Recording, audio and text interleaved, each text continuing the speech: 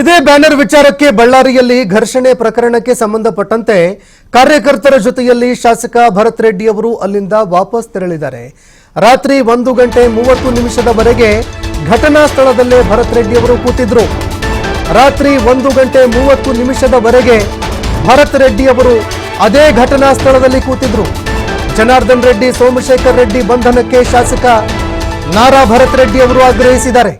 ನಿನ್ನೆ ಸಂಜೆ 7 ಗಂಟೆಯಿಂದ ರಾತ್ರಿ 1 ಗಂಟೆಯವರೆಗೆ ಪ್ರತಿಭಟನೆ ನಡೆಯಿತು. ಪೊಲೀಸರ ಮಾತುಕತೆ ಬಳಿಕ ಶಾಸಕ ಭರತ್ ರೆಡ್ಡಿ ಅವರು ಸ್ಥಳದಿಂದ ಮನೆಗೆ ಹೋದರು.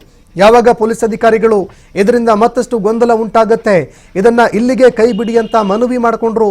ಅದಾದ ಬಳಿಕ ಅಲ್ಲಿಂದ ಭರತ್ ರೆಡ್ಡಿ ಅವರು ತೆರಳಿದ್ರು. ಇಂದು ಬೆಳಗ್ಗೆ 10:30 ಎರಡೂ ಬಣಗಳು ಸುದ್ದಿಗೋಷ್ಠಿ ಕರೆದಿದ್ದಾವೆ. ಒಂದೆಡೆ ಆರೋಪ, ಮತ್ತೊಂದೆಡೆ ಪ್ರತ್ಯಾರೋಪ ಕೂಡ ಇವತ್ತು ಕೇಳಬರುತ್ತೆ.